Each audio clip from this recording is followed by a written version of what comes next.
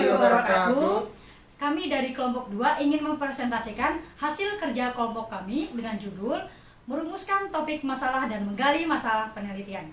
Istilah topik berasal dari bahasa Yunani yaitu topoi yang artinya tempat. Sedangkan Pembatasan topik bisa menjadi pendorong untuk seorang penulis mengatakan dengan variabel lain hanya karena menggambarkan variabel saja. Adapun materi yang akan kami bahas adalah pengertian topik dan masalah dalam penelitian. Istilah topik berasal dari bahasa Yunani yaitu topoi yang artinya tempat. Sedangkan dalam Kamus Besar Bahasa Indonesia, topik adalah pokok pembicaraan. Topik adalah pokok permasalahan yang akan diperkirakan atau masalah yang hendak dikemukakan oleh karya ilmiah. Masalah. Pengertian masalah secara luas adalah kesenjangan antara yang diharapkan dengan realita yang ada. Kesenjangan antara cita-cita dengan keadaan yang sedang berjalan, atau masalah juga bisa diartikan dengan kelangkaan cara-cara untuk mengatasi suatu kejadian, sehingga diperlukan analisa dalam untuk merumuskan pemecahannya. Latar belakang masalah dalam penelitian. Latar belakang adalah alasan yang melatar belakangi pengajuan topik atau permasalahan dalam penelitian.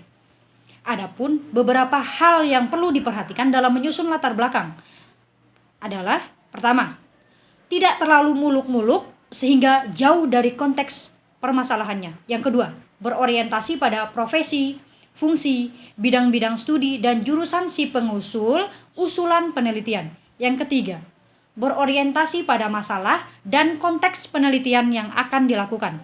Yang keempat, disusun dan disajikan secara sistematis, ringkas, dan terarah pada suatu permasalahan yang akan diteliti. Identifikasi topik penelitian. Terdapat hal-hal yang perlu dipertimbangkan oleh calon peneliti sebelum menentukan topik penelitian. Antara lain, yang pertama, manageable topik atau topik yang dipilih hendaknya berada dalam jangkauan.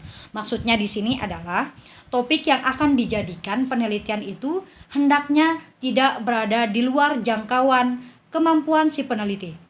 Maka dalam memilihnya perlu mempertimbangkan beberapa segi, antara lain kemampuan memecahkan masalah dalam topik.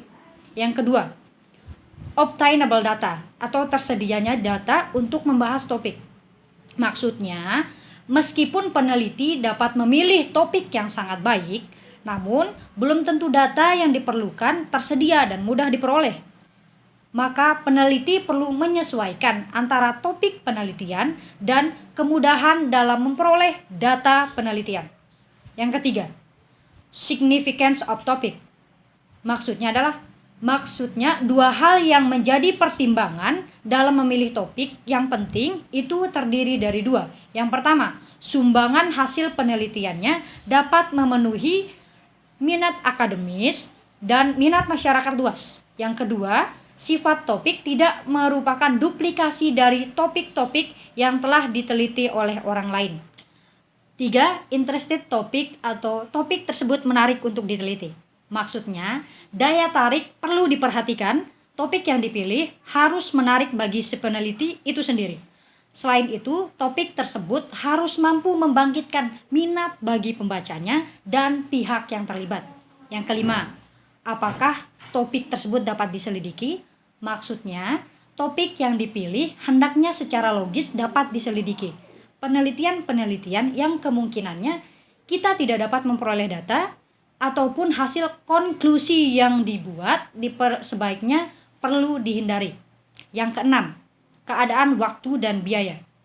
Maksudnya keseimbangan antara ketersediaan waktu dan biaya penelitian dengan topik kemungkinan peneliti mampu memenuhi sasaran penelitian dengan hasil yang memuaskan.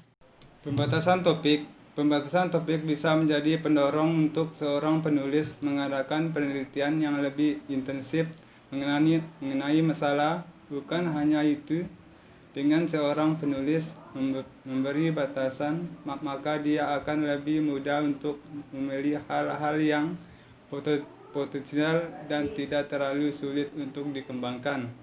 Cara membatasi sebuah topik dan dapat dilakukan dengan mempergunakan cara berikut. 1. Tetapkanlah topik yang ingin digarap dalam suatu kedudukan sentral. 2. Ajukan pertanyaan apakah topik yang berada dalam kedudukan sentral itu masih dapat diperinci lebih lanjut bila dapat ditempatkan perincian di sekitar lingkungan topik pertama tadi. 3. Tetapkanlah yang mana dari perincian tadi yang akan dipilih. Sumber-sumber masalah dan penemuan topik penelitian. Sumber-sumber masalah informasi apa saja yang dapat membantu munculnya topik harus dicari oleh peneliti, baik itu yang bersumber dari kegiatan-kegiatan ilmiah maupun yang bersumber dari tulisan diantaranya. 1. Penelitian-penelitian yang sudah ada.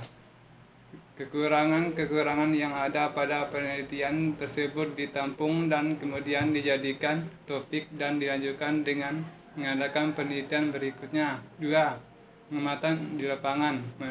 Melakukan pengamatan secara langsung di lapangan merupakan hal yang sangat baik untuk menimbulkan ide-ide secara spontan dalam menimbulkan topik, karena begitu banyak fenomena atau peristiwa di lapangan yang bisa dijadikan topik untuk melakukan penelitian. 3. Pengalaman pribadi.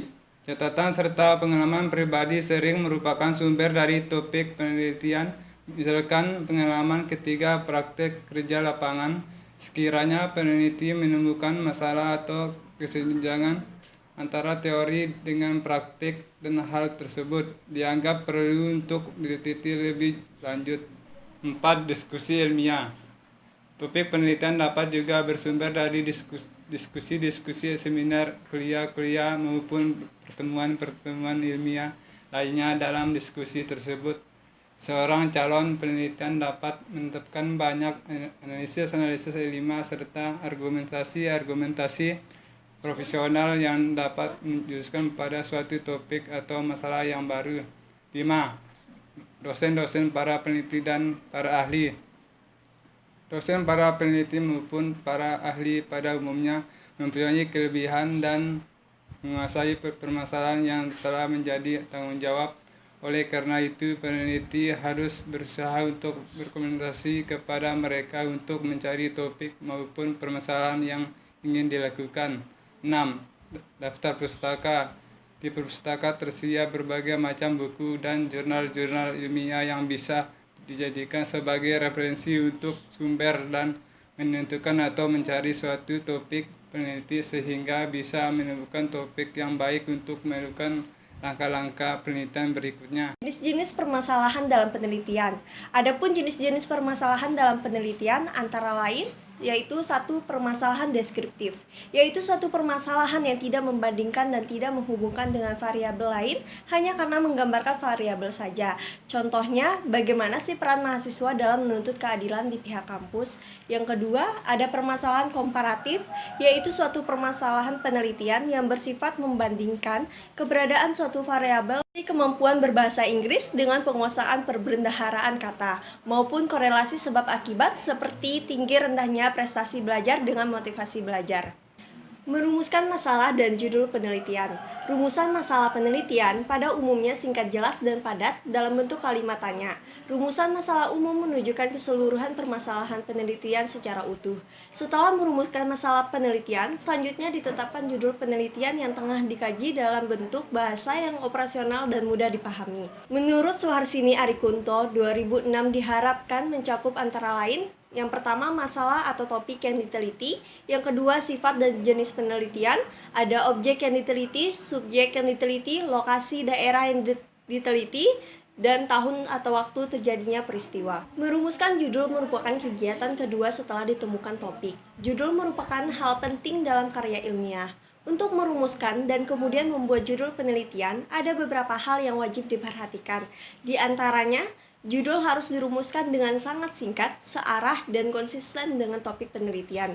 Rumusan judul diusahakan dapat menarik minat membaca sehingga dapat membangkitkan perhatian dan minat orang untuk membacanya.